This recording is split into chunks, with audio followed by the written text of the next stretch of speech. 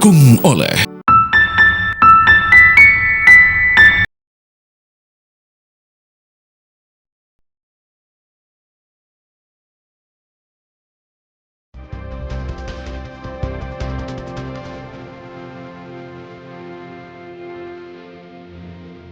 Komisi Pemberantasan Korupsi menetapkan Bupati Sukoharjo Eti Suryani dan dua bawahannya sebagai tersangka pemerasan.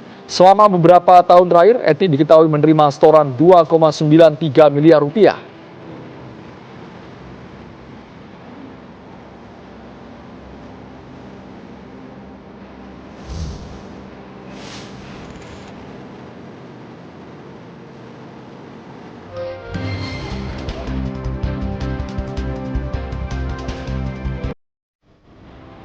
Rudi Margono ditunjuk menjadi PLT Jaksa Agung Muda Tindak Pidana Khusus menyusul pengunduran diri Febri Adriansyah. Sementara polisi menetapkan dua tersangka dalam kasus dugaan korupsi yang sedang ditangani.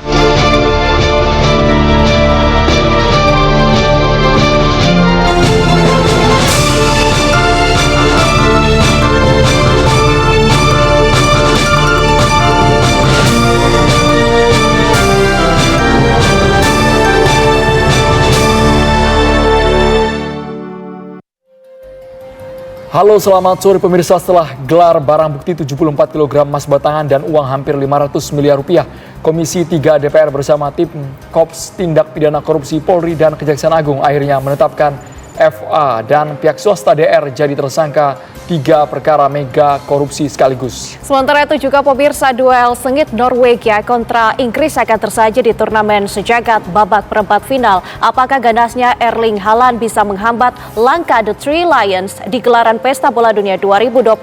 Bersama saya Nadila Saleh dan juga Andromeda Mercury, segera kita mulai kabar petang dengan informasi yang pertama untuk Anda. Kebakaran menghanguskan sebuah rumah tinggal yang dijadikan tempat usaha di kawasan Joglo, Jakarta Barat. Wow, gede banget. Habis pinya. Banyaknya material mudah terbakar membuat api cepat membesar. Hal tersebut sempat membuat warga sekitar panik. Api berhasil dipadamkan setelah 3 unit mobil pemadam kebakaran dikerahkan ke lokasi. Penyebab pasti kebakaran masih diselidiki. Dugaan sementara penyebab kebakaran berasal dari obat nyamuk bakar yang menyambar ke bahan yang mudah terbakar. Tidak ada korban jiwa dalam peristiwa ini.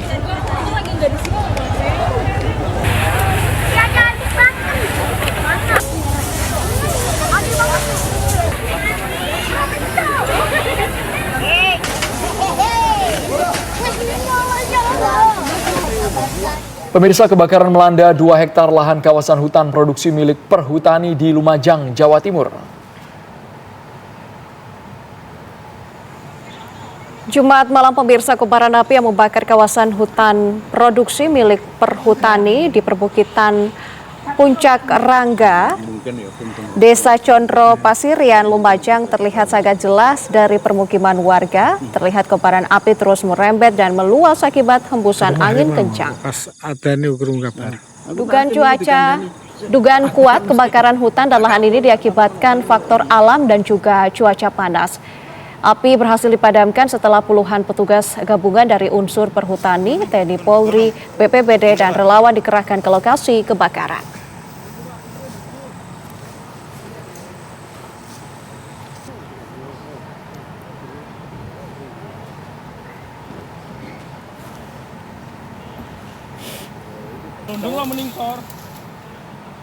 Pemirsa, seorang pria mengamuk dan merusak mobil pengendara lain di kawasan Tanjung Priok, Jakarta, terekam kamera amatir warga. Rekaman gambar aksi tersebut viral di media sosial. Kurang dari 24 jam polisi berhasil membekuk pelaku perusakan di wilayah Jakarta Pusat. Sebuah rekaman amatir warga viral di media sosial saat seorang pria pengendara mobil melakukan perusakan terhadap mobil pengendara lain di kawasan Sunter, Tanjung Priok, Jakarta Utara. Tampak korban yang mengemudikan kendaraannya berhenti di bahu jalan karena diadang kendaraan pelaku. Pelaku kemudian turun menghampiri mobil korban dan melakukan perusakan kaca spion. Korban tidak menanggapi aksi pelaku. Usai puas melakukan perusakan, pelaku pergi meninggalkan lokasi. Korban yang merekam aksi pelaku kemudian mengunggah aksi pelaku ke media sosial dan melaporkan peristiwa tersebut ke kepolisian wilayah Jakarta Utara. Tidak butuh waktu lama, kurang dari 24 jam, Subdit Resmob Ditreskrimum Polda Metro Jaya berhasil menciduk pelaku perusakan di kawasan Kuitang, Jakarta Pusat. Kurang dari 1x24 jam berhasil mengungkap kasus pengerusakan mobil di kawasan Sunter, Jakarta Utara yang viral di media sosial lalu. Pelaku berinisial GV berhasil kami amankan dan kami tangkap tanpa perlawanan di sebuah SPBU di kawasan Keramat Raya, Kuitang, Jakarta Pusat pada Kamis 9 Juli 2026. Motif perusakan yang dilakukan pelaku berinisial GV disebut murni karena emosi sesaat di jalan raya karena kesal merasa tidak diberi jalan oleh korban. Pelaku yang marah kemudian mengadang dan merusak mobil korban. Atas perbuatannya pelaku dijerat pasal tentang perusakan dan terancam hukuman 2 tahun 6 bulan penjara. Dari Jakarta, Dava Akbari, TV One mengabarkan. Pemirsa, usai terjaring dalam operasi tangkap tangan Bupati Sukoharjo Etik Suryani resmi ditetapkan sebagai tersangka dan menjadi tahanan KPK.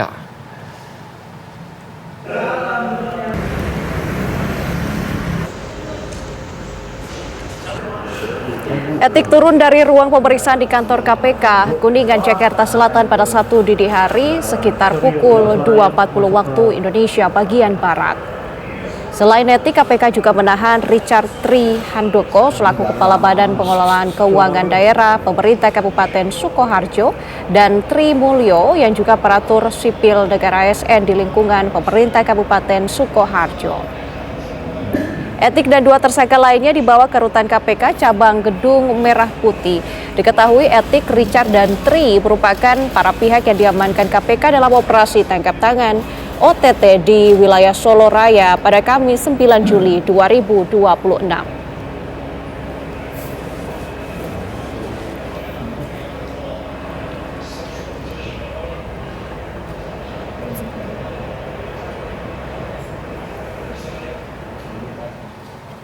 Komisi Pemberantasan Korupsi KPK menetapkan 3 tersangka dalam kasus dugaan pemerasan di lingkungan pemerintah Kabupaten Sukoharjo, Jawa Tengah yang melibatkan Bupati Sukoharjo Etik Suryani. Penetapan tersangka dilakukan setelah KPK menggelar operasi tangkap tangan OTT dan menyita barang bukti senilai lebih dari 21,2 miliar rupiah.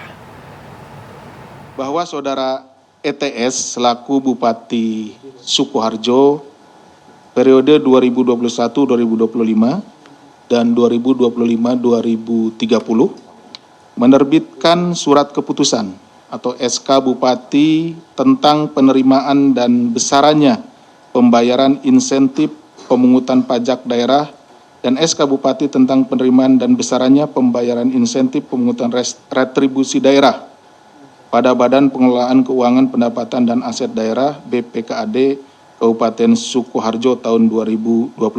Jadi kemudian terkait dengan peristiwa tertangkap tangan, peristiwa tersebut terjadi pada tanggal 9 Juli 2026. Tim KPK mengamankan sejumlah 18 orang ya, di 3 wilayah, yakni di Sukoharjo, Solo, dan Wonogiri. Selanjutnya para pihak dimintai keterangan yang pada awalnya di Polresta Surakarta, kemudian sejumlah 9 orang diantaranya dibawa ke Gedung Merah Putih KPK untuk diminta keterangan lebih lanjut.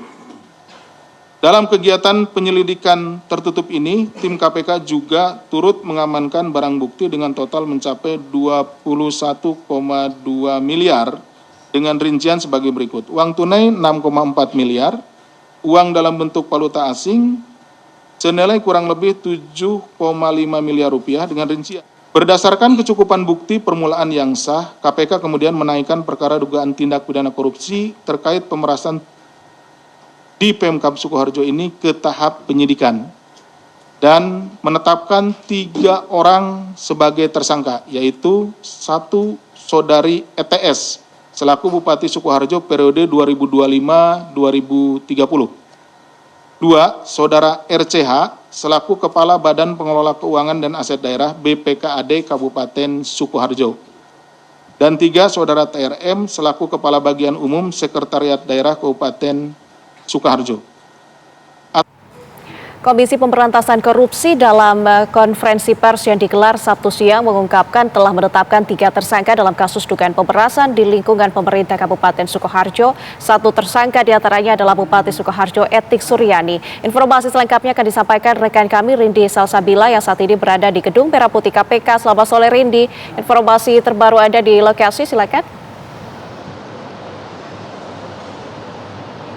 Ya, selamat petang Nadila, Ando, dan juga pemirsa. Berkaitan dengan situasi terkini di KPK, seperti yang terlihat kaca Anda, saat ini KPK sudah tidak ada aktivitas yang berarti terkait dengan penangkapan sekaligus penetapan tersangka Bupati Sukoharjo, yakni Etik Suryani, karena memang untuk keterangan resmi dari pihak KPK dalam hal ini adalah Deputi Penindakan dan Eksekusi KPK, yakni Asep Guntur Rahayu, sudah dilaksanakan pada siang tadi. Dan kami pun tadi juga sudah mendengarkan bersama-sama terkait bagaimana duduk perkara sekaligus modus yang dilakukan oleh Etik Suryani selaku Bupati Sukoharjo dalam kasus dugaan pemerasan di lingkungan pemerintah Kabupaten Sukoharjo. Tadi Asep Guntur menjelaskan kepada kami, Nadila dan juga pemirsa, bahwa dalam modusnya, dalam upaya pemerasan kepada pegawai BPKAD maksud kami, ini ia mengeluarkan 2 surat keputusan Bupati atau SK, yang mana yang pertama adalah surat keputusan penerimaan dan besaran pembayaran insentif pemungutan pajak daerah, dan yang kedua adalah surat keputusan penerimaan dan besaran pembayaran insentif pemungutan retribusi daerah. Adapun melalui 2 SK tersebut, ini Etik Suryani selaku Bupati ia memungut begitu ya sebanyak 40% insentif dari pegawai yang namanya tertera dalam SK melalui Kepala BPKAD. Namun untuk alurnya sendiri tadi kami diceritakan oleh Asep Guntur Rahayu bahwa untuk Bupati Sukoharjo yakni Etik Suryani ini, ia memerintahkan Kepala BPKAD yakni Richard Trihandoko untuk mengumpulkan 40% insentif yang diterima dari para pegawai BPKAD. Lalu dari Kepala BPKAD ini memerintahkan seluruh pegawai eselon 3 untuk mengumpulkan 40% insentif dari masing-masing pegawai sebelum akhirnya selanjutnya diserahkan kembali kepada sekretaris BPKAD sebelum akhirnya disetor langsung kepada Bupati Sukoharjo begitu. Lalu dapat kami sampaikan bahwa tadi juga disampaikan oleh Asep Guntur bahwa untuk pemerasan ini memang diduga sudah terjadi sejak Bupati yang sebelumnya, yang mana ini merupakan suami dari Etik begitu, menjabat sebagai Bupati Sukoharjo begitu, yang mana artinya ini memang melanjutkan tradisi yang sudah terjadi, dan untuk praktik ini terjadi sepanjang tahun 2021 hingga 2026. Adapun sepanjang 2021 hingga 2026 ini untuk Etik yang mana sebagai Bupati Sukoharjo ini sudah mengumpulkan uang pungutan sebesar 2,93 miliar dari tahun 2021 hingga 2026. Adapun dari KPK berdasarkan dari hasil OTT pada 9 Juli 2026 lalu ini sudah mengumpulkan sejumlah barang bukti yang berjumlah total 21,9 miliar yang terdiri atas uang tunai rupiah, lalu juga dari valuta asing seperti dolar Amerika Serikat, dolar Singapura, dolar Australia, lalu juga ada yen Jepang, ringgit Malaysia, hingga ada juga dari baht Thailand. Dan selain itu juga dari uang tunai dari KPK juga sudah mengumpulkan alat bukti berupa 25 keping emas 100 gram, dan untuk saat ini pun untuk kasus dari dugaan pemerasan di lingkungan pemerintah Kabupaten Sukoharjo sudah ditetapkan statusnya sebagai penyidikan. Sementara demikian laporan dari kami, kembali ke studio. Rindi Salsabila mengabarkan langsung dari KPK, terima kasih. Pemirsa, Bupati Sukoharjo Etik Suryani menyimpan uang haram hasil memeras bawahan serta setoran rutin organisasi perangkat daerah di sejumlah brankas miliknya. Komisi Pemberantasan Korupsi KPK memperlihatkan barang bukti operasi tangkap tangan etik dalam konferensi pers pagi tadi. Bahkan karena banyaknya tumpukan uang, petugas sampai kesulitan menutup koper yang berisi dana tunai tersebut. Komisi Pemberantasan Korupsi KPK menunjukkan brankas 4 susun yang menjadi tempat penyimpanan uang upah pungut dan setoran rutin untuk Bupati Sukoharjo Etik Suryani. Di dalam lemari besi yang disimpan di sebuah tempat di Wonogiri, Jawa Tengah, petugas menemukan tumpukan uang tunai, rupiah, dan valuta asing. Sedangkan di kawasan Laweyan, brankas pribadi Etik Suryani berisi logam mulia. Isian dari brankas-brankas tersebut. Kemudian ini isi brankas yang disimpan di daerah Laweyan. Dari 2 brankas tersebut, KPK menyita barang bukti total senilai 21,2 miliar rupiah. Tumpukan uang dan puluhan kepingan emas hasil operasi tangkap tangan korupsi bupati tersebut diboyong ke Jakarta dan diperlihatkan kepada awak media.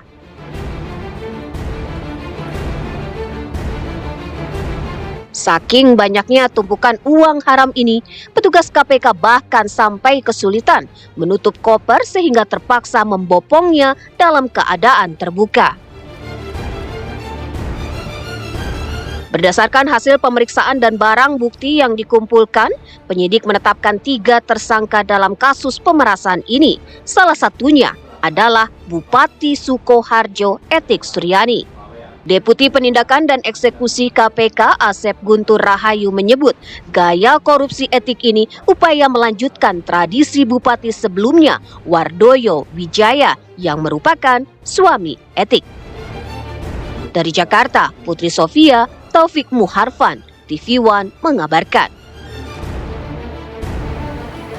Pasca Komisi Pemberantasan Korupsi KPK menggelar operasi tangkap tangan yang melibatkan Bupati Sukoharjo di wilayah Solo Raya, Jawa Tengah, aktivitas pegawai dan pelayanan di kantor pemerintah Kabupaten Sukoharjo tampak berjalan seperti biasanya. Etik Suryani, Bupati Sukoharjo, dipastikan tidak berada di kantornya sejak Jumat pagi kemarin, menyusul terjeratnya Etik dalam operasi tangkap tangan OTT KPK pada Kamis malam. Meski Bupati Sukoharjo terjerat OTT KPK, namun aktivitas kantor pemerintah Kabupaten Sukoharjo tetap berjalan normal. Kegiatan pegawai dan aktivitas pelayanan publik di berbagai dinas masih berlangsung seperti biasa. Setelah menjalani pemeriksaan maraton dari Kamis malam hingga Jumat malam, pada Sabtu dini hari KPK menetapkan Etik Suryani sebagai tersangka perkara dugaan pemerasan di lingkungan pemerintahan Kabupaten Sukoharjo.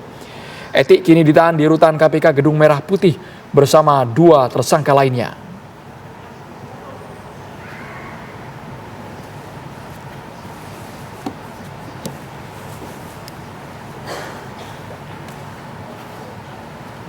Pemirsa, kasus yang menjerat anggota Polres Tegal Kota Aibtu Nuridin menjadi sorotan publik setelah istri Siri melaporkan dugaan penganiayaan, penyekapan hingga penyalahgunaan narkoba.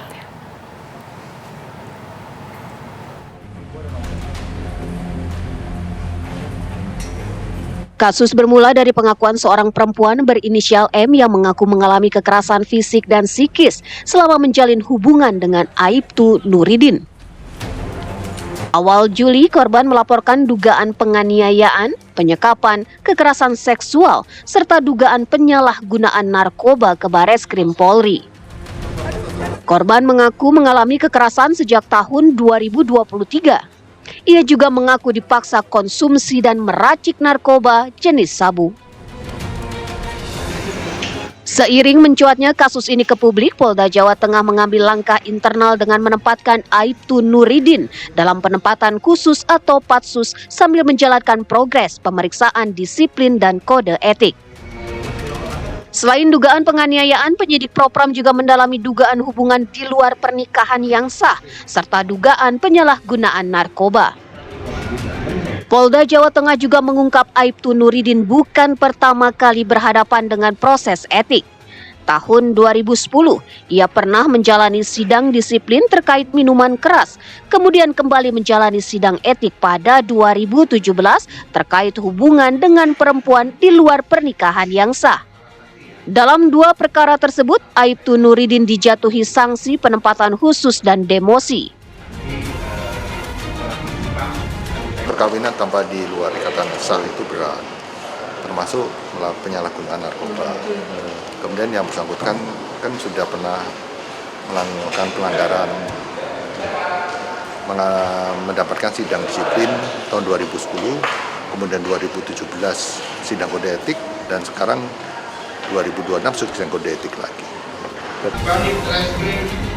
Jumat 10 Juli 2026, Bidang Propam Polda Jawa Tengah menggelar sidang Komisi Kode Etik Profesi Polri terhadap Aibtu Nuridin yang dihadiri 6 orang saksi yang terdiri dari Kapolsek Tegal Selatan, perangkat desa, anggota Humas Polsek Tegal Selatan, serta tetangga korban. Dalam persidangan, majelis memeriksa dugaan pelanggaran etik yang berkaitan dengan hubungan di luar ikatan pernikahan yang sah, dugaan penyalahgunaan narkoba, serta dugaan penganiayaan terhadap korban. Berdasarkan rekam jejak pelanggaran tersebut, majelis sidang mempertimbangkan pemberian sanksi pemberhentian tidak dengan hormat terhadap Aibtu Nuridin. Putusan tersebut merupakan proses etik internal Polri dan tidak menghentikan proses pidana terhadap perkara yang dilaporkan korban. Aturan sanksi terberat adalah pemecatan atau PTDH. Jadi ada indikasi mengarah ke PTDH, Pak? Ya, kita lihat aja nanti hakimnya nanti putusannya seperti apa. Tapi di ancaman untuk kasus tersebut terberatnya adalah pemecatan atau PTDH. Usai menjalani sidang kode etik, Aibtu Nuridin masih akan menjalani penahanan selama 20 hari di Polda Jawa Tengah. Selama masa penahanan tersebut, penyidik unit pelayanan perempuan dan anak akan melanjutkan pemeriksaan terkait dugaan penganiayaan yang dilaporkan korban. Dari Semarang, Jawa Tengah, Didit Kordias, TV One mengabarkan. Pemirsa, Tim Korps Pemberantasan Tindak Pidana Korupsi Polri bersama Polda Metro Jaya menggeledah 12 lokasi berkaitan dengan 3 perkara korupsi, yaitu pengadaan batubara PLN, PT Asabri, dan PT Krakatau Steel. Dari kafe kawasan Cipete, petugas sita 60 miliar rupiah, sementara dari rumah mewah Sentul, polisi membawa 74 kg emas dan uang 282 miliar rupiah.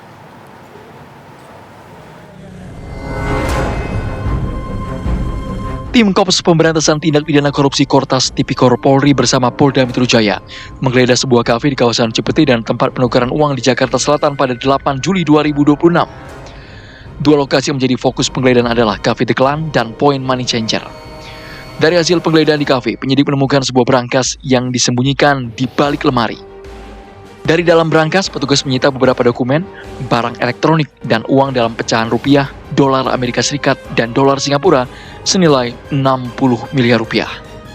Sedangkan dari lokasi money changer, polisi menyita 71 barang bukti dan uang 7,2 miliar rupiah. Penggeledahan ini berkaitan dengan penyidikan dugaan tindak pidana pencucian uang dari 3 perkara korupsi, yaitu pengadaan batubara PLN, PT Asabri, dan PT Krakatau Steel. Kaitan tentang dugaan korupsi blackout batubara PLN, Asabri, dan Krakatau Steel. Ini merupakan atensi Bapak Presiden untuk dugaan-dugaan kasus korupsi menjadi perhatian kepolisian untuk melaksanakan pengungkapan dan proses penyidikan. Di hari yang sama, kepolisian juga menggeledah rumah mewah di kawasan Sentul, Kabupaten Bogor, Jawa Barat. Dari penggeledahan, petugas menemukan berangkas berukuran besar yang tersembunyi di balik dinding lemari. Berangkas berisi puluhan batang emas berat total 74 kg, serta uang tunai dalam bentuk pecahan dolar Singapura dan dolar Amerika Serikat 282 miliar rupiah.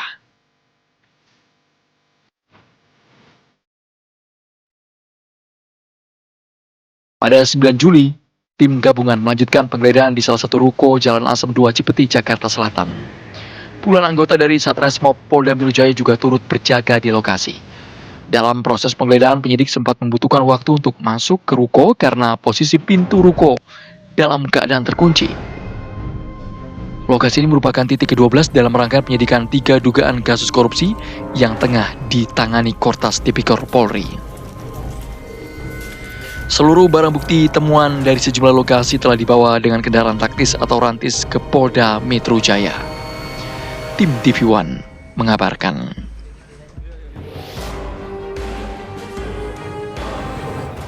Kortas Tipikor Polri bersama Polda Metro Jaya menggelar barang bukti berupa 74 kg emas batangan, uang tunai, berbagai mata uang asing, hingga dokumen yang berkaitan dengan 3 perkara korupsi.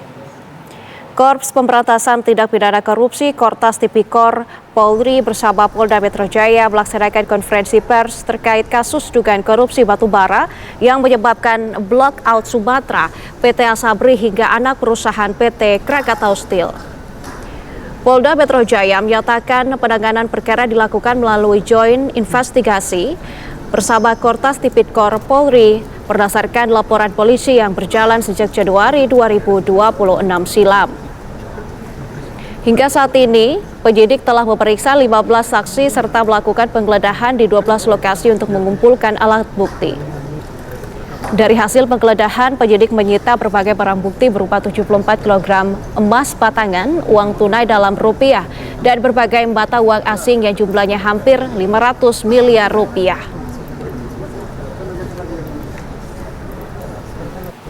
Dilakukan penggeledahan sebanyak 12 TKP, di mana dengan hasil kami sampaikan yang pertama, lokasi kediaman rumah Parahyangan Golf nomor 2 Babakan Madang, Bogor, Kabupaten. Dengan hasil 74 kg emas batangan yang seperti rekan-rekan lihat di depan, 4.767.300 US dollar. Dari hasil yang ditemukan termasuk 15 saksi saat ini yang sudah dimintai keterangan, maka penyidik melakukan langkah-langkah pendalaman terkait tentang dugaan tindak pidana korupsi, baik itu suap, gratifikasi, dan pencucian uang. Pemirsa, Febri Adriansyah mundur dari jabatannya sebagai Jaksa Agung Muda Tindak Pidana Khusus atau Jampitsus Kejaksaan Agung Republik Indonesia. Pengunduran dirinya tersebut merupakan komitmen menjaga integritas, objektivitas, dan netralitas atas proses penegakan hukum.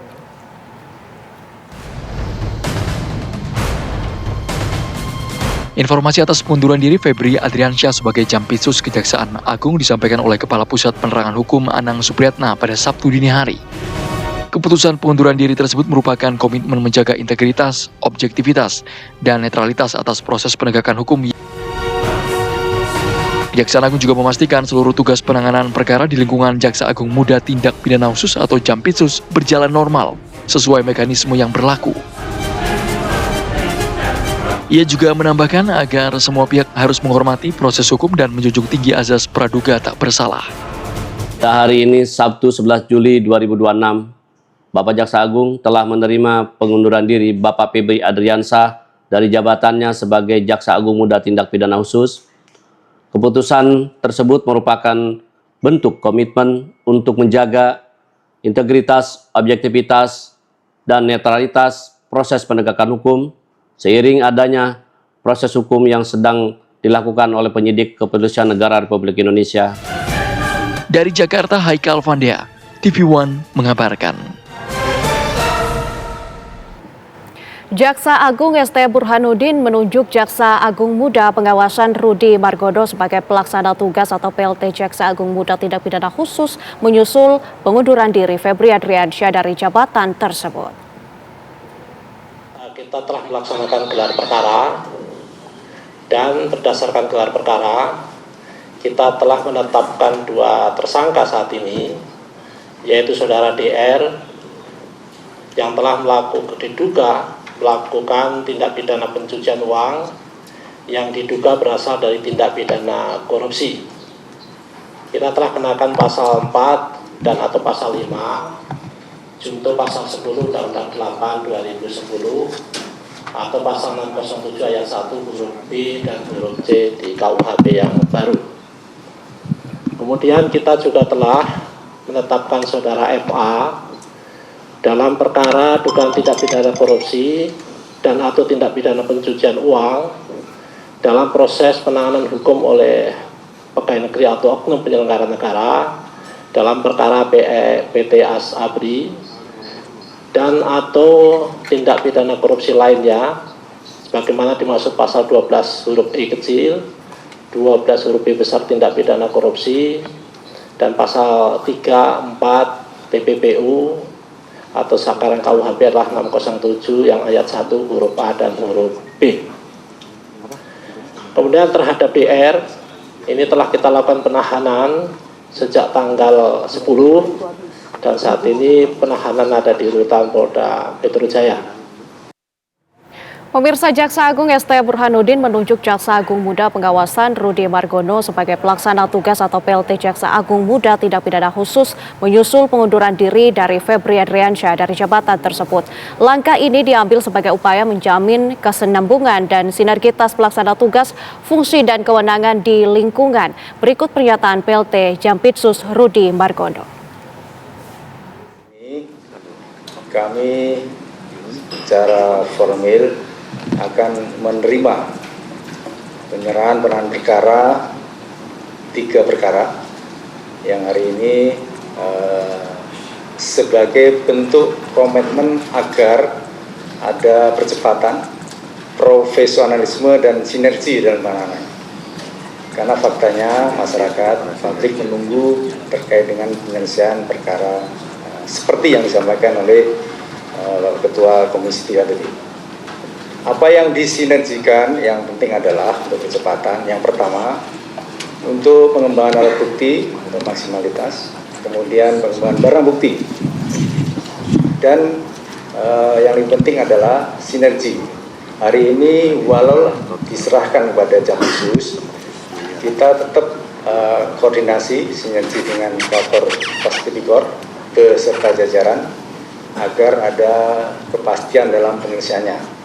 Tentunya kami selaku penyidik, selaku Jampitsus akan memastikan alat bukti yang ada, barang bukti yang ada, hubungan kausalitas dengan apa yang disangkakan. Yang lebih penting juga kita tetap menghormati asas praduga tak bersalah. Sudah ditetapkan 2 tersangka. Nah, yaitu informasi, yaitu swasta. Yang kedua adalah dari pihak oknum negeri, yaitu berinisial F. Pemirsa, Presiden Amerika Serikat merespon laporan intelijen Israel terkait rencana pembunuhan dirinya. Seberapa kuat dan kredibel laporan intelijen Israel itu? Atau itu hanya permainan saywar Israel dan Amerika Serikat saja? Sudah bersama kami pengamat Timur Tengah Universitas Islam Negeri Jakarta, Profesor Khalid Al-Walid yang saat ini berada di kota Qom, Iran. Selamat sore waktu Jakarta, Prof. Selamat sore waktu Jakarta, selamat siang waktu Qom.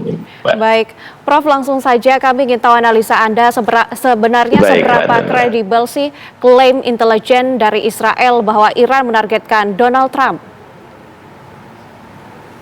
Ya, baik Mbak Nadila. Saya ingin menjawab ini dengan 3 hal. Pertama, bahwa kita melihat kepribadian Trump ini menurut para psikiater, salah satu seorang profesor misalnya di New York University menyatakan bahwa Trump ini sangat paranoid dan delusion, ya. Itu disebutkan oleh James Gilligan, ya, dari profesor di University of New York. Yang kedua, bahwa memang pembunuhan terhadap pimpinan tertinggi Iran itu menimbulkan kemarahan publik di Iran, ya, sehingga slogan-slogan kill Trump atau intikom, misalnya pembalasan dendam, itu muncul, ya. Tetapi yang ketiga, patut diketahui bahwa Iran itu tidak akan melakukan tindakan yang bertentangan dengan hukum internasional. Jadi akan sangat, menurut saya sangat jauh lah Iran untuk melakukan pembunuhan Presiden Trump ini. Karena bagi Iran, pembunuhan Trump itu tidak akan menyelesaikan persoalan secara mendasar, ya. Trump mungkin mati, akan muncul Trump yang lain, ya. Jadi karena itu apa yang dilakukan oleh Israel itu itu hanyalah words atau mungkin juga dia akan melakukan false flag, ya, operasi yang sebenarnya bendera palsu, ya, yang mungkin dituduhkan kepada Iran. Jadi mungkin ada upaya misalnya untuk melakukan misalnya ini ya depan untuk melakukan pembunuhan terhadap Presiden Amerika seperti Donald Trump, dan itu akan dinisbahkan atau dituduhkan kepada Iran sehingga ketegangan akan semakin meningkat. Saya mendapatkan informasi dari ketua DPR Iran, ya, ketua parlemen Iran, ya, Talibov, yang menyatakan bahwa kita tidak ingin membunuh Trump, tapi yang kita ingin lakukan adalah membunuh Trumpisme. Jadi Trumpisme itu bukan pribadi Trump, tapi pikiran dan tindakan-tindakan Trump yang arogan, yang melihat negara lain itu harus tunduk pada keinginannya dan mengikuti apapun yang diinginkannya. Nah, ini yang harus kemudian dilawan. Jadi pemerintah Iran menyatakan bahwa mereka tidak akan membunuh Trump itu sendiri, dan Iran ini sekarang kan berada di atas angin, ya, artinya begini, setelah pemakaman supreme leaders, ya, Ayatollah Ali Khamenei, kita melihat bagaimana banyak negara itu bersimpati kepada Iran, dan simpati ini cukup luar biasa, baik dari negara maupun juga dari banyak tokoh-tokoh dunia, ya, sehingga tidak mungkin Iran dalam konteks ini akan menghancurkan kemudian kredibilitas yang sudah mereka miliki saat ini dengan misalnya membunuh Trump. Oke, Mbak Nadila. Oke, Prof. Khalid, apakah ini bisa dibilang sebagai upaya Israel untuk semakin memperpanas kondisi antara Amerika dan juga Iran, dan sejauh mana sih sebenarnya laporan Israel ini akan diterima dan ditanggapi oleh Amerika Serikat? Iya, saya yakin Amerika juga memahami, ya, bahwa ini merupakan laporan Israel dalam upaya untuk kemudian menciptakan ketegangan baru. Karena Israel saat ini masih terus menggoyang MOU antara Amerika dan Iran ini agar MOU ini tidak bisa berjalan atau dibatalkan, ya. Jadi upaya yang dilakukan oleh misalnya baru-baru ini Israel mengeluarkan atau mengebom dengan bom yang membakar kemudian hutan pinus yang ada di Lebanon Selatan, ya, dua malam yang lalu, ya. Padahal dalam perjanjian yang sudah disepakati bersama untuk menghentikan seluruh tindakan serangan baik ke Lebanon Selatan maupun ke Gaza. Kemarin ke Gaza juga misalnya Israel meluncurkan rudalnya. Jadi upaya Israel untuk menghentikan perjanjian antara Amerika dan Iran ini memang terus dilakukan, dan saya yakin bahwa salah satu di antara upaya itu dengan kemudian menyampaikan informasi bahwa Trump dalam target, ya. Dan ini juga ditertawakan beberapa analis Amerika, mentertawakan Trump ini. Mereka menganggap Trump ini chicken south, ya. Artinya memiliki ketakutan yang luar biasa akan kematian, ya. Ini yang beberapa saya mengikuti misalnya. Jadi Amerika sendiri sebenarnya tidak terlalu percaya atas informasi itu, karena melihat rekam jejak yang dilakukan oleh Iran, ya, bahwa mereka akan melakukan tindakan-tindakan yang kemudian sesuai dengan ketentuan hukum internasional. Dan kalau itu dilakukan oleh Iran, pasti perang yang terjadi itu akan sangat besar, ya. Amerika sebagai sebuah negara pasti akan mengerahkan pasukan sepenuhnya, dan demikian juga NATO pasti akan terlibat karena kemudian pembunuhan terhadap pemimpin satu negara besar seperti Amerika. Dan ini tentu tindakan yang sangat konyol dilakukan oleh Iran sendiri, ya. Jadi dalam pengamatan saya bahwa berita ini atau informasi ini adalah upaya dari false flag-nya Israel untuk satu membatalkan MOU agar MOU itu tidak berjalan. Yang kedua, semakin menekan Iran dan menimbulkan ketegangan yang ada. Dan Israel sangat tahu bahwa Trump sangat paranoid, ya, atas kematian. dia akan sangat ketakutan dan sehingga akan menimbulkan kemudian sikap yang lebih brutal ya, akan melakukan serangan seperti yang terjadi sebelum ini. Misalnya Trump itu sudah menyerang 100 titik di Iran ya. Jadi setelah Iran itu kemudian menghancurkan kapal tanker Amerika yang mencoba melewati Selat Hormuz, dan pada malam harinya itu Amerika melakukan serangan 100 titik di Iran, termasuk pada bagian tengah Iran ya, seperti misalnya Hamadan, kemudian juga di Mashhad sendiri ya, dan beberapa kota lainnya.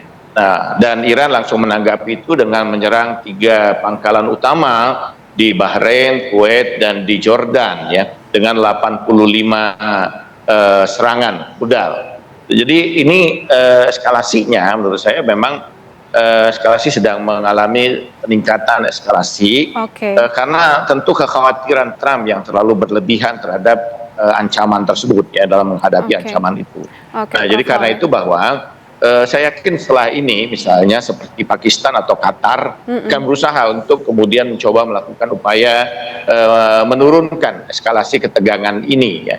Dan apa yang dilakukan Israel memang adalah upaya untuk terus-menerus menciptakan ketegangan itu dan tidak terjadinya kemudian kesepakatan yang mengikat antara Amerika dan Iran, karena kalau terjadi kesepakatan itu akan sangat merugikan Israel ini sendiri, karena Israel tentu sangat khawatir ya dengan Hizbullah dan juga dengan Hamas yang ada di Gaza yang saat sekarang. Walaupun terakhir kita tahu bahwa Hamas itu menyerahkan kemudian tampuk kekuasaannya, tapi menunjukkan bahwa Hamas ini masih ada, masih eksis ya, dan suatu saat mungkin akan bisa melakukan perlawanan kembali, gitu Mbak. Prof. Khalid, tetapi seberapa berpengaruh sih laporan Israel dalam upaya meningkatkan eskalasi di kawasan, dan bagi internal dari Iran sendiri, apakah mereka juga akan terpengaruh dengan informasi-informasi seperti ini? Ya, satu bahwa bagi Amerika, bagi Trump sendiri tentu akan sangat berpengaruh, terbukti ya. Jadi tindakan Trump yang kemudian bagian pengamat Amerika sendiri menunjukkan bahwa tindakan Trump yang belakangan ini cenderung emosional ya, bukan didasarkan pada serangan-serangan strategis, karena yang diserang itu banyak yang bukan tempat-tempat yang strategis, misalnya ada rel kereta ya, ada jembatan, ada tepian kota misalnya, ya bukan merupakan tempat strategis. Ini menunjukkan bahwa di sini Trump mungkin sangat emosional dengan apa yang terjadi belakangan ini, terutama berita tentang upaya pembunuhan dirinya. Nah, bagi pemerintah Iran, mereka mensikapi bahwa sekali lagi Iran ini mensikapi dengan sikap yang biasa dilakukan adalah ketika mereka diserang, mereka akan menyerang balik kembali.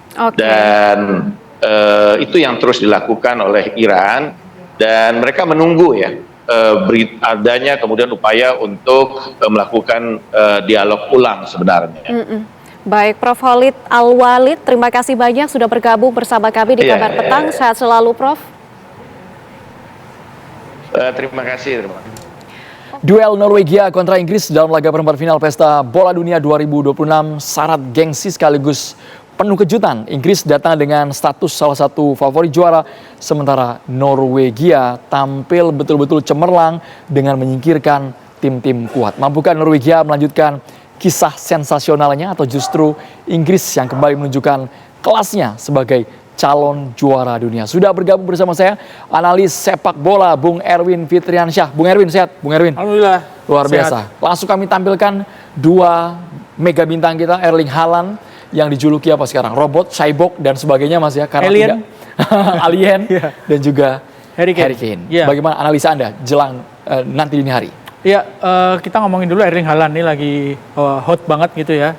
Dia ini bisa dibilang menggendong Norwegia. Karena kalau dibandingkan sama Harry Kane, pemain-pemain Norwegia itu nggak ada yang setenar dia, nggak ada yang sehebat dia kalau menurut saya ya. Mungkin ada kaptennya Martin Odegaard, tapi selain mereka berdua, saya pikir Norwegia punya skuad yang cenderung lebih rata ya. Beda dengan Harry Kane. Harry Kane ini kalau Haaland itu umurnya 25, sementara Harry Kane ini sudah 33. Ya, dia kapten, kalau Haaland bukan. Tapi sama-sama menjadi pemain yang diandalkan untuk mencetak gol karena posisinya sama-sama striker. Bedanya kalau Harry Kane ini punya teman-teman yang bisa dibilang ya Liga Inggris kan ya liga yang paling prestisius sekarang, pemain-pemain bagus ada di situ. Kemampuan relatif merata, Mas. Lebih merata, banyak sekali pemain bintangnya. Jadi mungkin gambarannya seperti itu. Golnya banyakkan Haaland 7 dibanding 6, selisih tipis aja. Selisih tipis juga sama Mbappe dan Messi yang ada 8 gol sekarang. Untuk Norwegia semua terpusat ke Haaland karena apa, Mas? Karena pure skill individunya? Iya, dia paket lengkap ya. Kaki kiri kanannya hidup, sundulannya bagus, kontrol bolanya bagus, sprintnya bagus, posturnya juga bagus. Jadi paket lengkap. Sebenarnya kalau mau mengalahkan Norwegia itu kuncinya 50% matiin Haaland atau 75% matiin Haaland. Setelah itu akan 25%-nya bisa dieliminir itu. Tapi kan ternyata nggak mudah. Tackle habis. Mematikan Haaland itu nggak mudah. Waktu lawan Brazil yang jadi back kan Gabriel. Pemain Arsenal yang sudah sering sekali berhadapan dengan Haaland di Manchester City. Pasangannya Marquinhos, back tengahnya.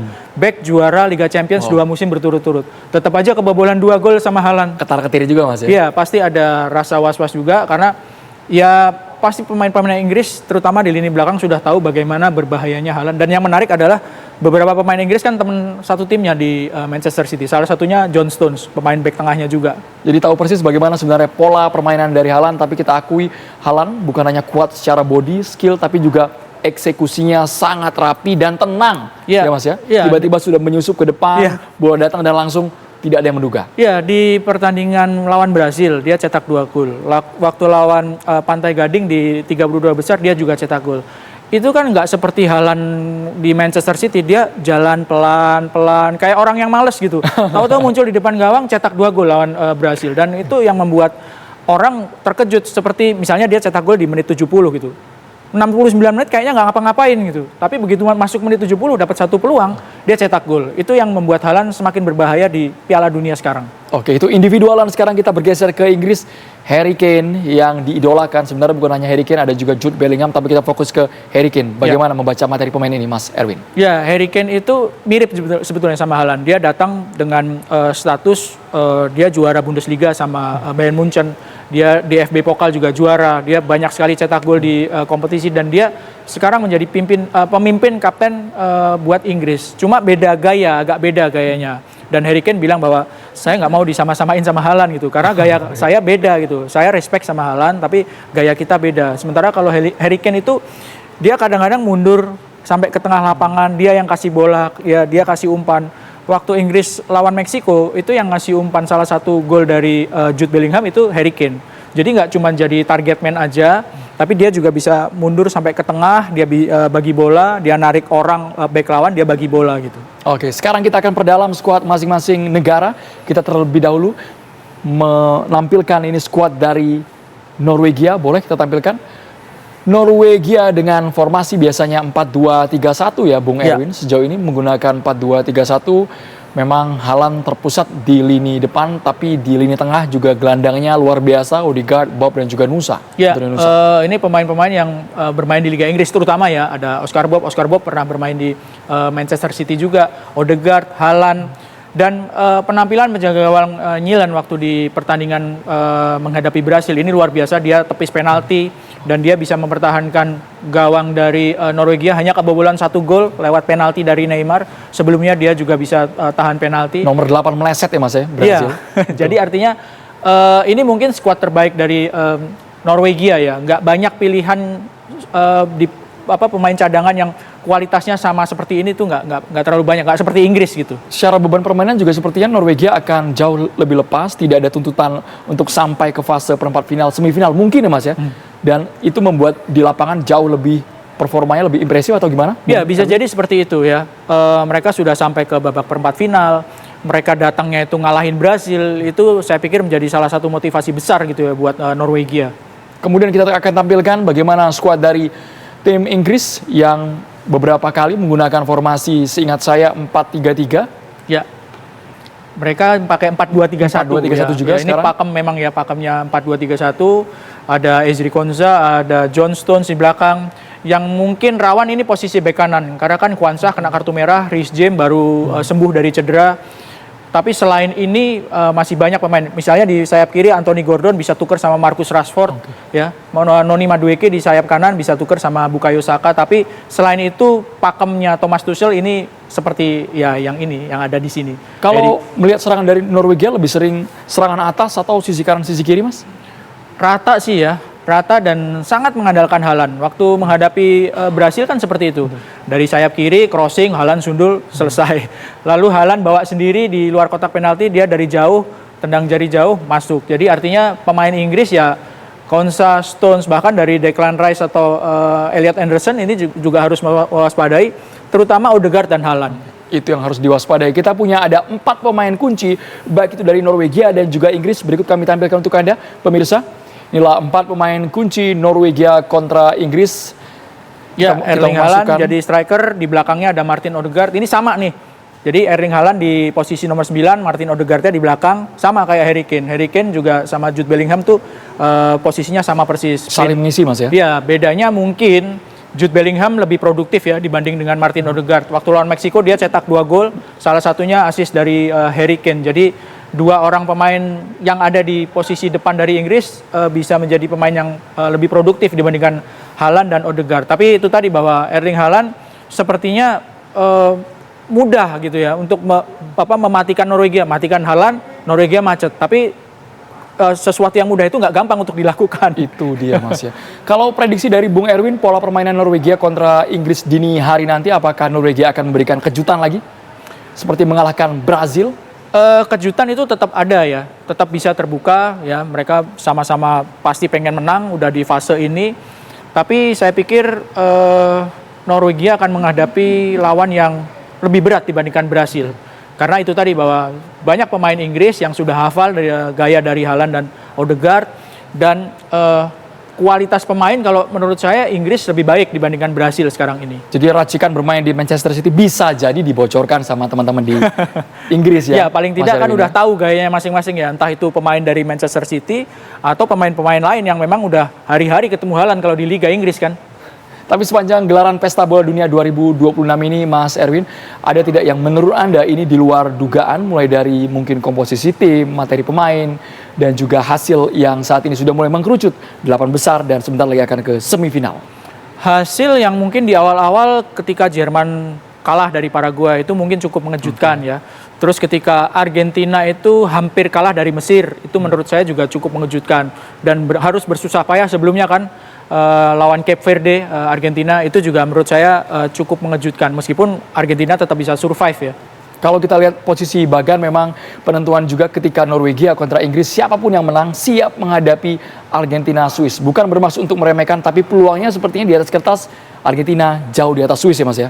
Secara kualitas individu pemain, secara pengalaman bisa dibilang seperti itu. Oke, jadi untuk bagan kiri kemungkinan besar Norwegia atau Inggris, Mas, yang paling berpotensi menempati posisi semifinal? Inggris unggul tipis mungkin ya. Oke. Jadi tetap masih dominan Inggris. Iya. Inggris kemungkinan besar bertemu dengan ini Argentina. Bukan cocokologi, Mas ya. Tapi potensinya, Mas ya. Iya, dengan Inggris Argentina kalau di Argentina. ya secara hitung-hitungan kualitas individu pemain, permainan di beberapa pertandingan terakhir, sepertinya Inggris akan ketemu Argentina. Sementara yang bagian sisi kanan kita tahu Prancis sangat solid dan siap menghadapi Spanyol. Iya. Peluangnya bagaimana, Bung Erwin? Di 2 pertandingan terakhir itu Spanyol menang ya di Nation League ini Prancis lawan Spanyol di Nation League semifinal 2025 dan Piala Eropa 2024 itu Spanyol yang menang ya. Jadi Prancis akan menghadapi lawan yang menurut saya akan sangat berat ya dibandingkan dengan babak-babak sebelumnya. Spanyol juga seperti itu, akan menghadapi Prancis yang salah satu kandidat juara kalau menurut saya. Jadi peluang back to back 4 tahun lalu Prancis Argentina bisa jadi tidak terwujud, Mas ya? Bisa jadi tidak terwujud, tapi kan gini, Spanyol itu juara Eropa 2024. Ya, 2 tahun lalu mereka juara Eropa dan mereka di semifinal ngalahin Prancis. Tetap ada peluang untuk Spanyol juga gitu. Saya dengan pikir 50-50 komposisi ya. strategi yang sama. Iya, saya pikir 50-50 lah dengan pelatih juga yang sama Spanyol kan, Luis de la Fuente 2 tahun yang lalu jadi juara Eropa. Baik, Bung Erwin Fitriansyah, terima kasih, kita tunggu kejutan bersama. Ini sudah mendekati puncak dari turnamen sejagat Pesta Bola Dunia 2026. Siapakah yang akan meraih trofi juara? Tapi kita tunggu bagaimana kejutan yang akan muncul antara Norwegia kontra Inggris. Terima kasih banyak Bung Erwin. Terima kasih juga Mas Andrew. Penggerebekan kampung narkoba oleh Polres Katingan, Kalimantan Tengah berujung tragedi maut 3 polisi gugur saat penggerebekan. Kini 8 tersangka pembunuh 3 polisi telah diciduk, 1 diantaranya merupakan bandar narkoba.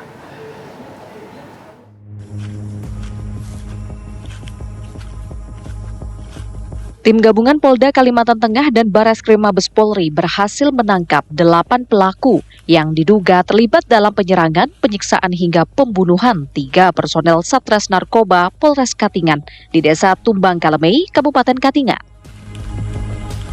Dari 8 orang yang ditangkap, 5 pelaku telah ditetapkan sebagai tersangka. Polisi juga mengamankan senjata api rakitan dan beberapa senapan angin.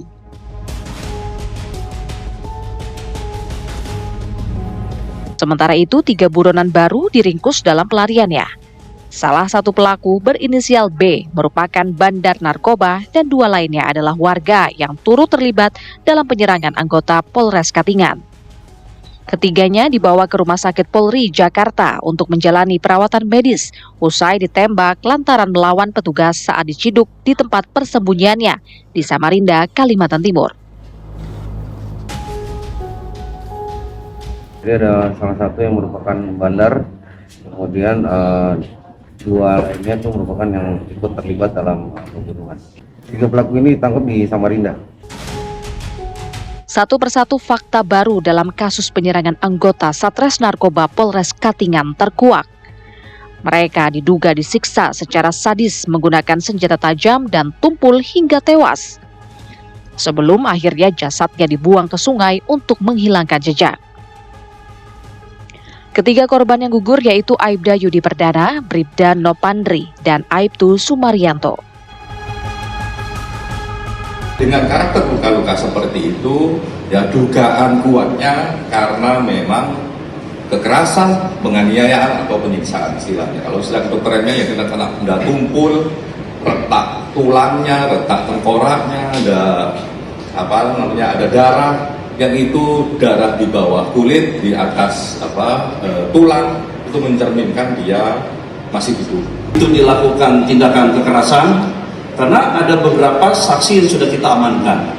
Di situ menerangkan bahwa pada waktu salah satu pelaku kembali ke rumah, dia sempat mengatakan bahwa dia sudah menghabisi anggota Polri itu. Tragedi maut penggerebekan narkoba itu terjadi 1 Juli 2026 lalu di Desa Tumbang Kalemei, Kecamatan Katingan, Kalimantan Tengah. Saat itu, polisi menangkap seorang bandar sabu di lokasi. Namun penangkapan tersebut memicu kemarahan keluarga dan warga sekitar. Mereka lalu menyerang polisi secara brutal. Akibatnya, 3 polisi gugur dalam operasi narkoba Katingan. Dari Kota Palangkaraya, Kalimantan Tengah, dan Jakarta, Dede Septajaya, Haikal Vandea, TV One mengabarkan.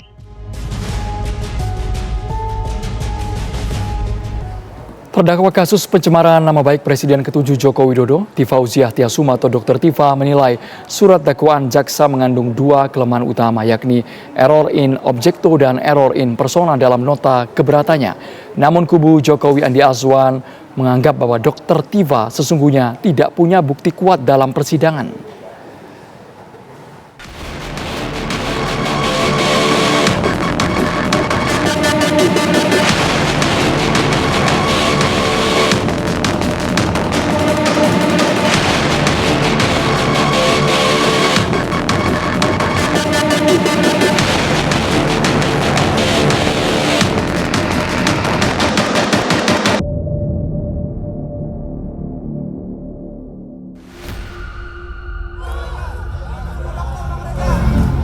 Terdakwa kasus pencemaran nama baik Presiden ke-7 Joko Widodo Tifauziah Tiasuma alias Dr. Tifa kembali mengikuti sidang di Pengadilan Negeri Jakarta Timur dengan agenda eksepsi atau nota keberatan. Dr. Tifa bersama tim kuasa hukum menyiapkan 37 halaman sebagai bentuk perlawanan. Dokumen yang dibawa berisi keberatan terhadap dakwaan yang dinilai Dr. Tifa tidak mencerminkan fakta. Dr. Tifa juga menyebutkan surat dakwaan jaksa mengandung 2 kelemahan utama, yakni error in objecto dan error in persona. Yang pertama adalah bahwa surat dakwaan yang diajukan kepada saya itu secara penuh setelah kami pelajari mengandung dua kelemahan utama yang membuat sidang atas nama saya sebagai terdakwa tidak bisa lagi dilanjutkan, yaitu terjadi error in objecto dan error in persona. Apa artinya? Objek yang didakwakan kepada saya itu salah secara objek, ya, karena yang saya dan Mas Roy Suryo lakukan pengkajian adalah benda digital, objek digital yang beredar di internet yang dimiliki oleh saudara Dian Sandi. Kuasa hukum Dr. Tifa Abdullah Al-Katiri juga mempersoalkan ijazah Presiden ke-7 yang pernah ditunjukkan ke publik menggunakan istilah identik. Karena identik belum tentu asli menurutnya. Kan ada pelanggaran Perkap, masih ingat yang identik itu. Jadi sampai detik ini kepolisian tidak pernah mengatakan ijazahnya asli, yaitu identik non identik, ya kan? Lah, pemeriksaan laboratorium waktu itu yang menyatakan identik itu melanggar Perkapnya sendiri. Karena dalam pemeriksaan laboratorium itu satu, ya kan? Itu harus ada dilampirkan, wajib bahkan di Perkap nomor 10 tahun 2009, satu wajib dilampiri laporan. Pada saat itu belum ada laporan. Dari lokasi persidangan, Andi Aswan yang berada pada kubu Jokowi menghargai nota keberatan yang disampaikan Dr. Tifa. Andi menuding Dr. Tifa tidak memiliki barang bukti sehingga hanya menyerahkan pada teknis cacat prosedural. Kita sudah mendengar eksepsi atau perlawanan dari Dr. Tifa, ya, apa yang dikatakan ya oleh penasihat hukumnya. Kalau saya melihatnya, ya, bahwasanya yang dilakukan itu memang haknya, tapi agak lucu juga karena yang dibicarakan ini adalah cacat formil, ya, prosedural yang dilakukan itu, ya, termasuk juga posisi tempat, ya, di Pengadilan Jakarta Timur, ya. Tapi yang jelas di sini kami melihat bahwa mereka tidak mempunyai barang bukti, ya, saya bisa katakan itu. Ini masih dugaan saya. Tapi dari hal ini kita bisa melihat, karena yang diarahkan itu adalah cacat prosedural itu. Andi Aswan memastikan Presiden ke-7 Joko Widodo akan hadir dalam persidangan dan membawa seluruh ijazah pendidikannya. Andi juga meminta masyarakat jangan mau di-framing dalam kasus ijazah Jokowi. Jangan ada lagi framing mengatakan ini KUHP Solo. Karena mereka melakukan hal itu, melakukan framing itu. Dan kita ketahui, mereka sendiri, penasihat hukumnya, sudah pecah belah untuk itu. Ya, jadi poinnya adalah, kita lihat di persidangan, nanti Pak Jokowi akan hadir, diminta oleh Pengadilan Negeri Jakarta Timur, jam, kemudian tanggal berapa, beliau akan hadir di sini. Langsung kalau ada permintaan itu, Pak Jokowi langsung hadir? Hadir. Saya katakan, akan hadir untuk itu. Di momen itu membawa ijazah? Akan dibawa ijazah beliau, ijazah SD, SMP, sedangkan ijazah SMA dan S1 sudah ada di barang bukti pengadilan. Pakar Hukum Pidana Universitas Al-Azhar, Suparji Ahmad menilai persidangan sebagai ruang adu bukti yang akan dinilai oleh hakim. Suparji menyebutkan persentase eksepsi Dr. Tifa dikabulkan kecil. Soal pembuktian, bukan kita prematur, ya, bukan prematur, maka nanti biasanya hakim itu akan mengalihkan nanti persoalan pembuktian saja, tetapi bahwa tentunya dari pihak Dr. Tifa punya cara-cara untuk meyakinkan bahwa mestinya tidak perlu pada pokok perkara, bisa kemudian langsung saja diputuskan dengan cara mengabulkan eksepsinya. Ketika eksepsi diterima, maka berarti perkaranya berhenti. Maka berhenti, tidak diperiksa lagi. Tapi kalau eksepsi ditolak nanti, maka akan berdampak pada adanya proses pembuktian, pemenuhan unsur-unsur sebagaimana yang didakwakan oleh penuntut umum kepada seorang terdakwa tadi itu. Jadi dalam hal ini memang menarik, ya, Meskipun ya prosentasenya kecil ya, prosentasenya kecil bahwa eksepsi itu dikabulkan. Tetapi itu adalah hak terdakwa, bisa untuk dilakukan sekaligus sebagai salah satu strategi ya, sebagai salah satu strategi untuk mengidentifikasi tentang kelemahan-kelemahan dakwaan. Beda halnya dengan pakar hukum Universitas Jenderal Sudirman, Hipnu Nugroho, yang menganggap jaksa penuntut umum harus bisa membuktikan dakwaan karena jika berbeda dengan fakta, maka potensi bebas Dr. Tifa terbuka lebar. Suatu peradilan itu hakim mendasarkan pada dakwaan. Ketika memang dakwaan dalam pembuktian tidak tepat, dikatakan terbukti tapi bukan berarti pada lepas. Atau mungkin juga sebaliknya, bahwa ternyata penuntut umum tidak bisa membuktikan, makanya diputus bebas. Apa itu putusan bebas? Suatu putusan apabila dikatakan terbukti dan meyakinkan hakim dalam persidangan. Atau juga bisa bebas, ternyata tidak mampu membuktikan. 3 kemungkinan itu saya kira masih berpotensi. Makanya sekarang bagaimana penasihat hukum Dr. Tifa mampu menguraikan bukti, nanti seandainya perlawanan ditolak, demikian juga penuntut umum mampu menguraikan bukti, menghadirkan bukti tentang apa yang didakwa. Disitulah nanti hakim akan menilai dengan pedoman pemidanaan yang diatur dalam pasal 54 atau 55 KUHP baru. Tim kuasa hukum Dr. Tifa meminta majelis hakim untuk menerima eksepsi atau nota keberatan yang dibacakan. Sementara majelis hakim pun diminta untuk menolak seluruh dakwaan yang dilayangkan oleh pihak jaksa penuntut umum. Jalannya sidang masih panjang dan berlanjut pada agenda pendapat penuntut umum, putusan sela, pembuktian tuntutan, pledoi, replik duplik, hingga putusan akhir. Tim TV One mengabarkan.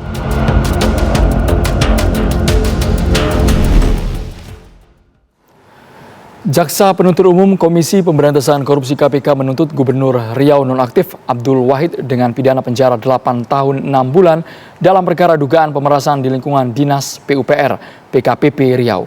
Tuntutan ini dibacakan dalam sidang di Pengadilan Tipikor Pekanbaru. Dr. Hipnu Nugroho, SH.MH dalam persidangan yang memberikan keterangan berdasarkan Sidang dugaan pemerasan di lingkungan Dinas PUPR PKPP Riau memasuki tahap tuntutan di Pengadilan Tipikor Pekanbaru. Dalam tuntutannya, jaksa menyatakan terdakwa Abdul Wahid terbukti secara sah dan meyakinkan melakukan tindak pidana sebagaimana didakwakan. Kami penuntut umum dalam perkara ini menuntut supaya Majelis Hakim Pengadilan Tindak Pidana Korupsi pada Pengadilan Negeri Pekanbaru yang memeriksa dan mengadili perkara ini memutuskan 1.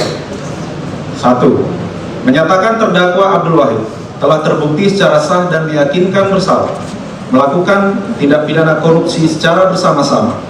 Jaksa penuntut umum KPK menuntut Gubernur Riau nonaktif Abdul Wahid dengan pidana penjara selama 8 tahun 6 bulan dan denda 500 juta rupiah serta membayar uang pengganti sebesar 1.450 juta rupiah. Menjatuhkan pidana terhadap terdakwa Abdul Wahid berupa pidana penjara selama 8 tahun dan 6 bulan dikurangi selama terdakwa berada dalam tahanan. Dengan perintah terdakwa tetap ditahan dan pidana denda sebesar 500 juta rupiah. Dengan ketentuan apabila dalam waktu 1 bulan pidana denda tidak dibayar, maka harta kekayaan atau pendapatan terdakwa disita dan dilelang oleh jaksa. Usai sidang, Abdul Wahid menolak seluruh konstruksi tuntutan yang dibacakan jaksa. Menurutnya, dakwaan yang dibangun penuntut umum tidak berdasarkan fakta persidangan, melainkan hanya membangun narasi yang disebutnya sebagai cocok logi dan penggiringan opini.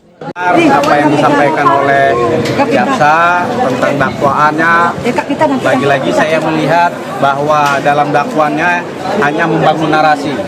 Ya, bangun narasi tidak, ini lebih kepada, dari awal saya bilang bahwa ini lebih kepada cocok logi. Ya.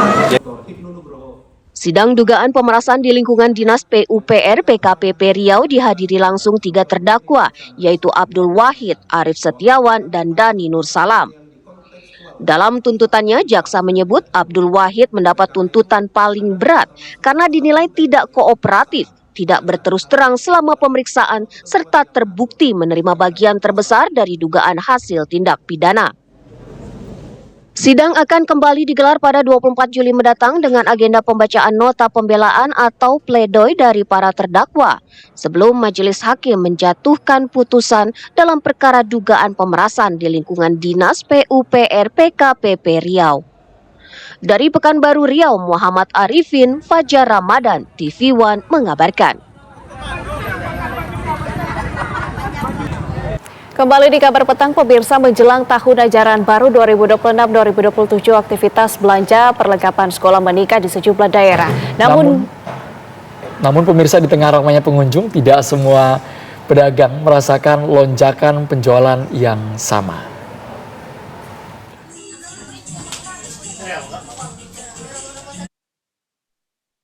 Warga yang ingin berbelanja berbagai macam perlengkapan sekolah, mulai dari buku, tas, sepatu, hingga seragam sekolah, memadati pasar Sibolga Nauli, Sumatera Utara. Sejumlah pembeli mengaku terjadi kenaikan harga kebutuhan sekolah, sehingga membuat mereka tahun ini lebih selektif dalam berbelanja dan menyesuaikan anggaran. Sementara itu, bagi para pedagang, meski suasana ramai, namun omset mengalami penurunan jika dibandingkan dengan tahun sebelumnya. Hal ini diduga dampak dari bencana yang belum lama ini melanda kota Sibolga.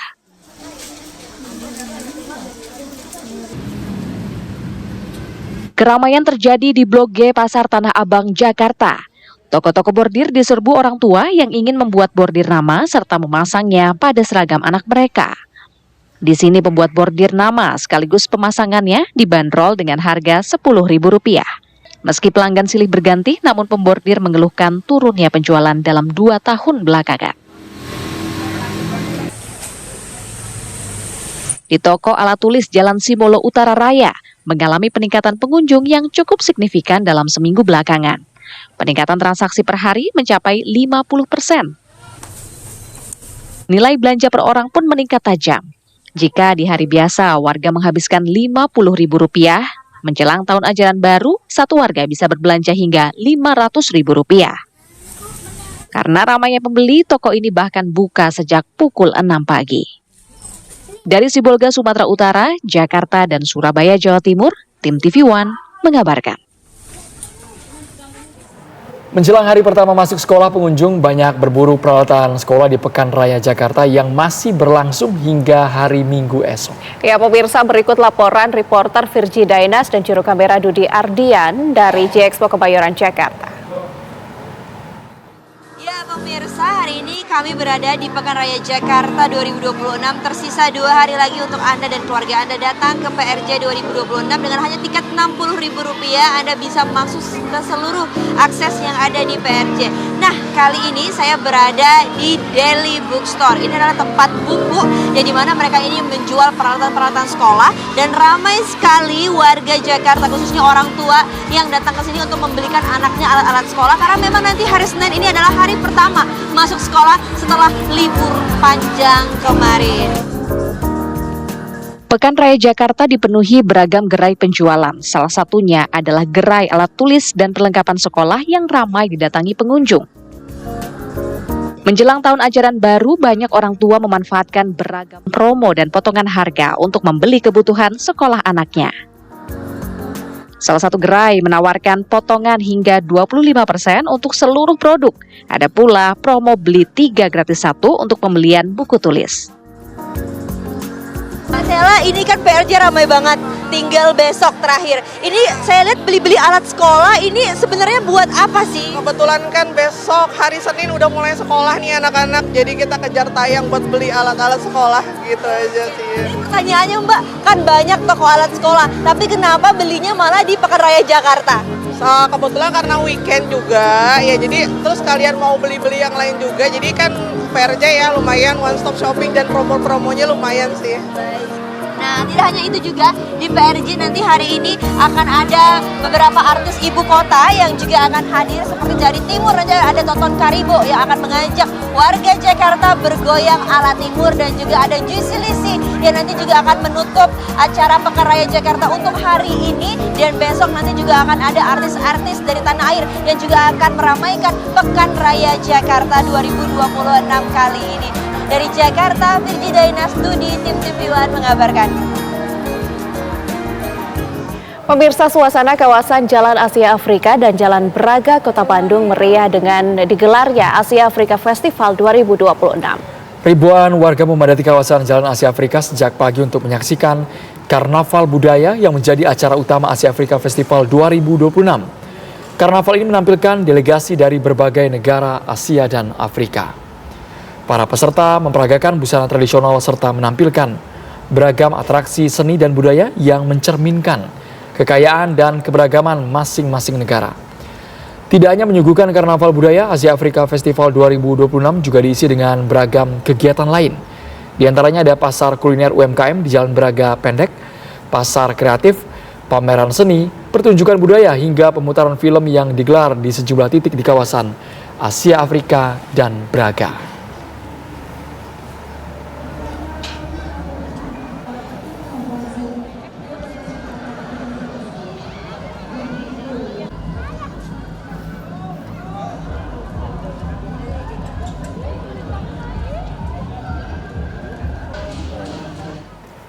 Pemirsa, beragam instalasi tematik dan kehadiran cosplayer menjadi daya tarik baru yang membuat suasana Kota Tua Jakarta hari ini semakin meriah. Wisatawan dari berbagai usia datang ke Kota Tua untuk menikmati suasana akhir pekan yang berbeda dari hari biasanya.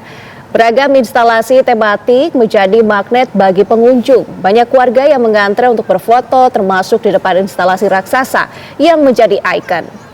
Kehadiran para cosplayer dengan beragam karakter ikonik menambah semarak suasana. Pengunjung pun memanfaatkan kesempatan untuk berfoto dan berinteraksi. Bagi sejumlah pengunjung, konsep tematik ini menjadi alasan untuk kembali berwisata ke Kota Tua.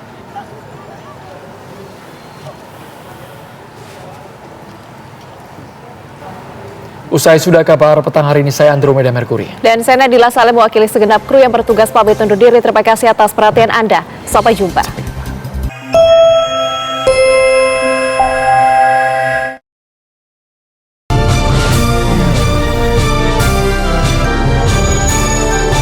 Anda baru saja menyaksikan Kabar Petang didukung oleh